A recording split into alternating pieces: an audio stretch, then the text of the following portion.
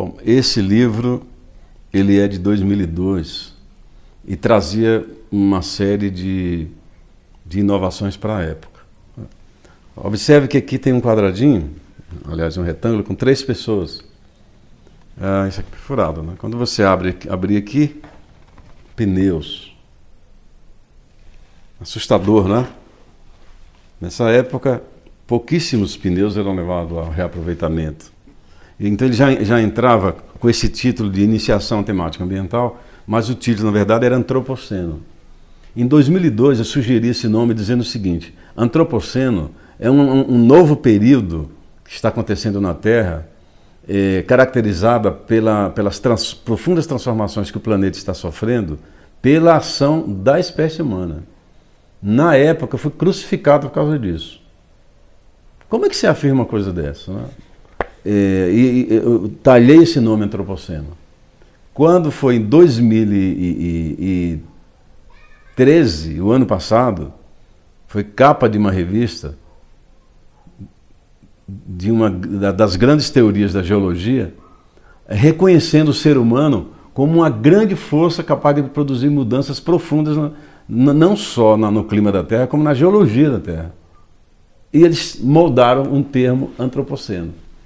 Esqueceram que aqui na América Latina, alguém já tinha falado isso 10 anos atrás. Não é pretensão, é apenas você lavar a roupa. Essas coisas precisam ser ditas, né?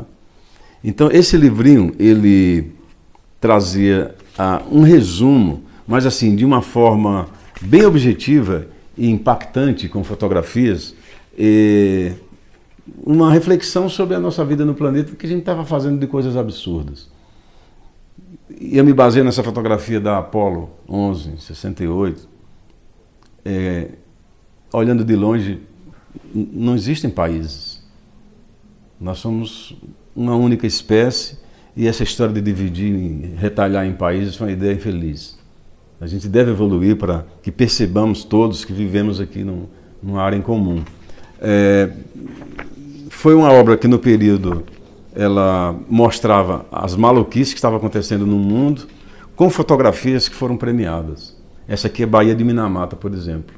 Isso deu um trabalho para a editora, um trabalho muito grande, porque eles tiveram que localizar os donos dessas imagens, muitas delas muito antigas. Por exemplo, essa aqui mostra o rio Sena morto, o rio que atravessa Paris, morto pela poluição. A Baía da Guanabara. Então ele tem assim um apelo muito grande. Mata Atlântica, quanto que tinha e quanto que ficou. São Paulo, quanto que tinha de floresta, quanto que sobrou. Aí vinha a pergunta: escuta, isso foi destruído para criar emprego.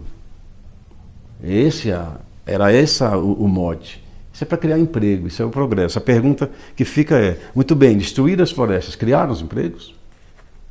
Todo mundo com emprego? Todo mundo resolveu o seu problema? Não, então discurso falso.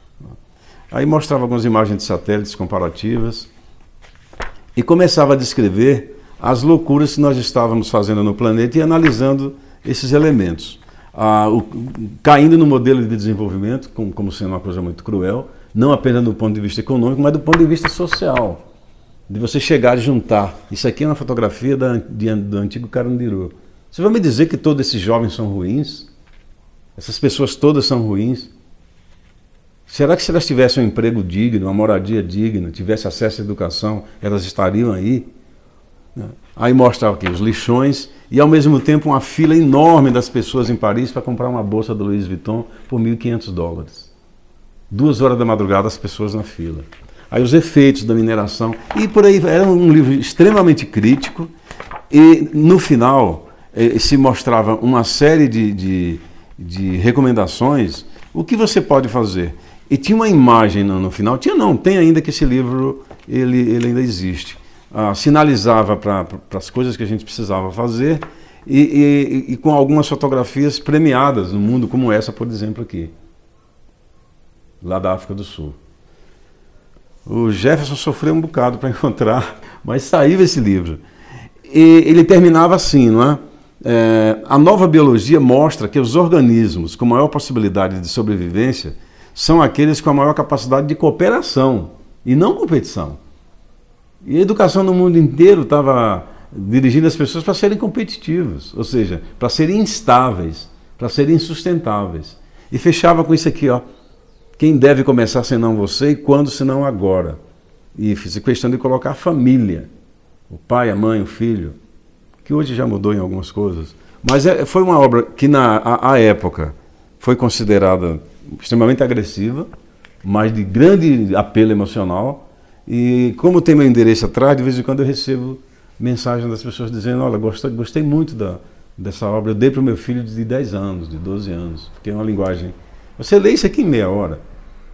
E ele está sendo reeditado, já atualizado.